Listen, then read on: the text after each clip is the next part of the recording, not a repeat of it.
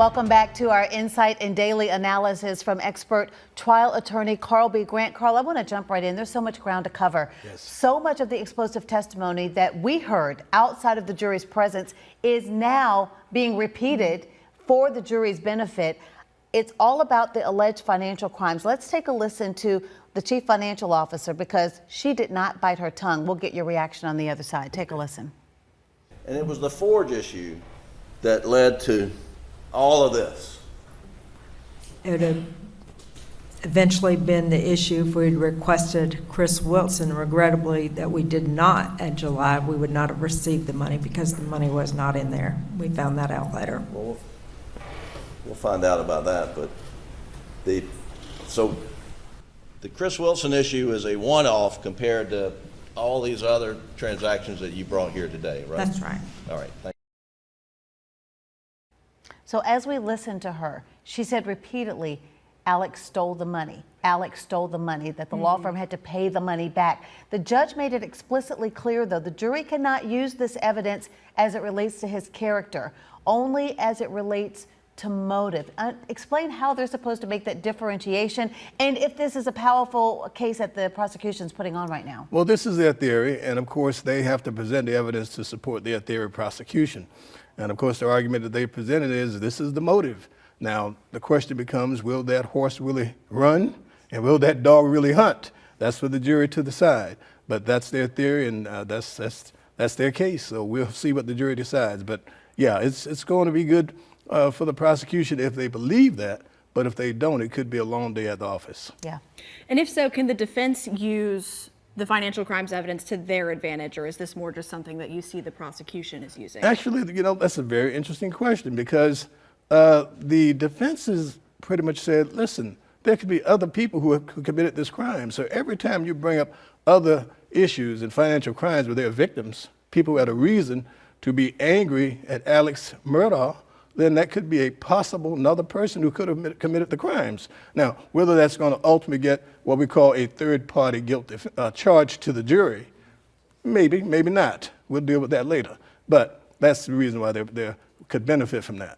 The other thing we're hearing so much speculation about with each decision that Judge Newman makes, if it could in fact be grounds for appeal.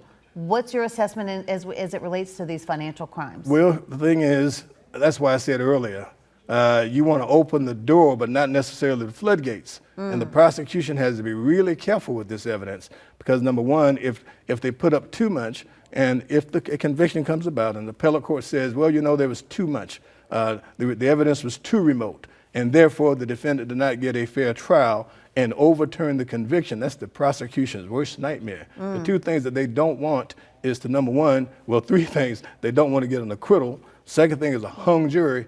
And maybe the worst thing is to win it and then have to try it all over again. Wow. And what are your thoughts? I mean, I was kind of surprised to see this, that the jury is not sequestered in this case. So as a trial lawyer, what do you think about that, and how is that going to impact this case going forward? Well, normally every criminal trial, you would normally ask for the witnesses to be sequestered. Number one, because if not, witness B could tailor their testimony to cover the openings that witness A did not cover. So naturally, you want the witnesses normally sequestered to avoid that from happening, and then you have more confidence in the trustworthiness of the witness's testimony. And could that be grounds for an appeal? No, that decision is within the discretion of the trial judge. Okay. First of all, a motion normally has to be made for it to happen. If there's no motion, then it normally does not happen. Now, the judge could grant it what we call sua sponte, on the court's own accord and on the court's own wishes.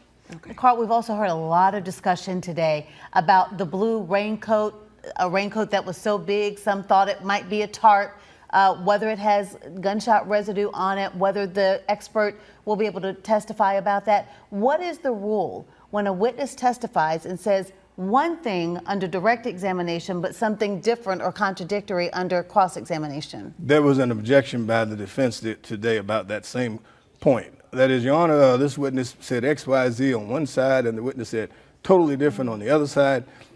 When it comes to objections, and this is what the prosecution argued, and he was right on point with it, the argument goes to not the admissibility, but the weight of the evidence. The admissibility of the evidence is decided by the judge. The trial judge is always the gatekeeper of the evidence. And unless his ruling amounts to an abuse of discretion, it's probably not going to be overturned on appeal. Now, when it comes to that, the trial judge is going to say, well, wait a minute. It's admissible, but what you're talking about is argument before the jury as to how much weight they should give this evidence. So that's the question. That's how that's normally handled. Okay. If it's a difference of if the witness says A, then the witness says Z, well, that happens a lot of different times in a courtroom. But it's up to the jury to determine whether they're going to believe A or whether they're going to believe Z. Right. So that's the question. Right. And quick final question, because I think we're running out of time. Do you think this is going to end when they were expecting it to end? Well, we talked about that last time. I think that the case, now that the case is moving along, and to some argument, it may be taking a little longer than we actually thought because of the financial crimes. Again, I would say the best approach is to stick to the meat and the potatoes. Leave the salad on the side. Leave the salad on the side. That actually, we have about 30 seconds left. I was, talking with you before we went on air about the possibility of jury fatigue and whether the attorneys have to be mindful of that. And I had to remind myself, a lot of the testimony we heard today was testimony we have already heard, but the jury is hearing it for the first time. So we can't quite assign our analysis of it, our reading of it, to what the jury might be perceiving. That's true, but if we got fatigued the first time we heard it, you can bet the jury's probably getting fatigued also. Okay.